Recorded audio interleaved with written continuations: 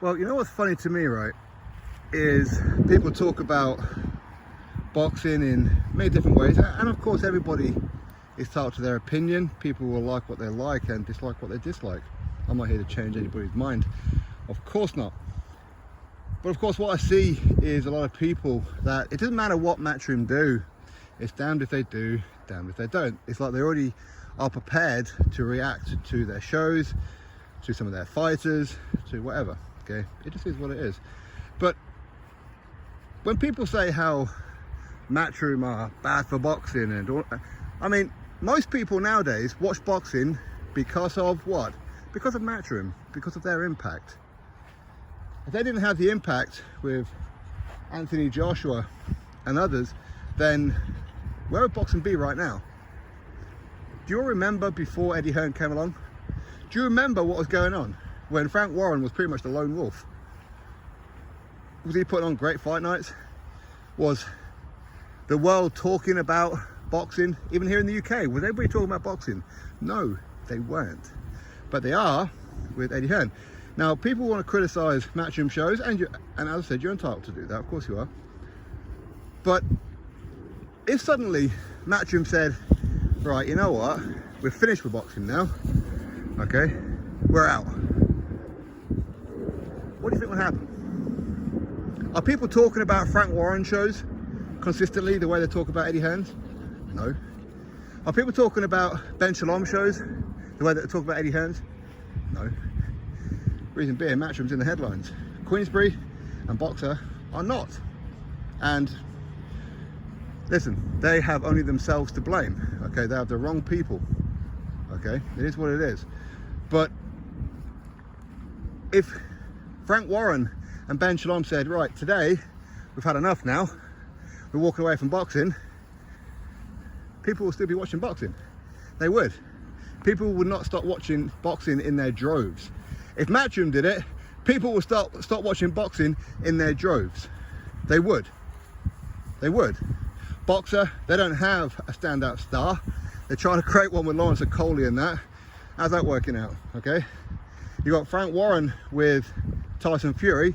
Well, Tyson Fury lies all the time. And last time out, he fought a Derek Chisora.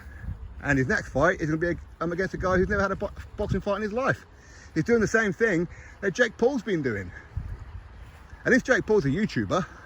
Tyson Fury's heavyweight world champion, right? I mean, go figure. And people who criticise Anthony Joshua, I say, like him, don't like him. That ain't my concern. The point is, at least he's actually fighting people, right? At least actually fighting legitimate boxers, whether you rate the opponents, whether you don't. At least he's actually getting in there and risking it. And if he comes up short, he comes up short. Okay, he came up short against Andrews Jr. Well, he beat him in the rematch. He came up short against Alexander Usyk twice. Well, at least he fought him twice. The other guy, the Gypsy King, can't even get him to fight him once. And all Tyson Fury does a lot of the time is lie. And Frank Warren shoulder rolling along with it. So if Matchroom walked away, boxing here in the UK is screwed. Screwed.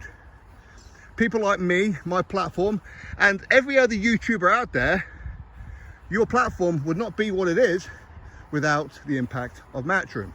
You would not get the views, the traction, or anything if Matchroom were no longer around. So if you want to criticise them and wish them nothing but hate and bankruptcy and get out of boxing, well, it's going to impact you as well. Okay? If the day comes and they do that, you're going to be impacted too. Because Frank Warren can't hold a candle to Eddie Hearn. Ben Shalom can't hold a candle to Eddie Hearn. Now, I had high hopes for Ben Shalom, I did. Okay, but how things are going, I think he seems to have forgotten the most important fundamentals. He's forgotten them. Instead, he'd rather have his little Twitter guys roll around for another video. But Frank Warren is at the end right now. He can't even do the decent thing and walk away and allow George to take over, which I think would probably save Queensberry. It could. But when you look at the production of things, the production of Queensberry shows are awful. Now, the live fight night for Boxer is actually very, very good. It's actually better than Matchroom's. But the shows are terrible. They're terrible. Look at the shows that they've been putting on. It's less than a show a month as well. What the hell am I paying for with Sky? Sky's expensive, man. DAZN, okay, that's £10 a month. But you know what? Compared to others, we're getting pretty good value for money, are we not? We are. Am I excited about the announcement of some of the recent shows that Matchroom announced? No, not really. Not really. Jack Catterall versus Jorge Linares, that's not something that I'm really interested in. I'm not. Not because Jack Catterall, I like Jack Catterall.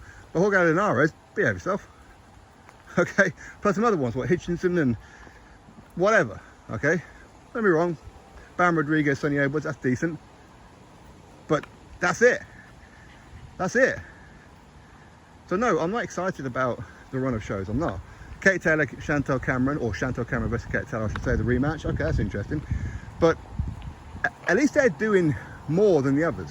They're doing better than the others. They're getting people like me and you talking about boxing. Matchroom as in. The others are not. Okay? So if you want to criticise Matchroom, criticise them. But you may actually get what you wish for at some point. At some point, Matchroom will probably walk away from boxing. Then what? Then what? Royal Albert Hall is probably the best place you're probably going to get some kind of boxing. And it's going to be with some Frank Warren fighters that people don't care. But you've got people like, I don't know, Dennis McCann running around with his Haribos. You know what I mean? That's the extent of what you got to look forward to. You do. Anthony Joshua's made a huge impact on boxing. Like him or don't like him, it doesn't really matter. He's made a huge impact. He got people buzzing about boxing. I'm not asking you to rate him, I'm not asking you to like him. But anyway, listen, that's my thoughts on it all. You drop me yours. Click thumbs up, subscribe. Catch you next video.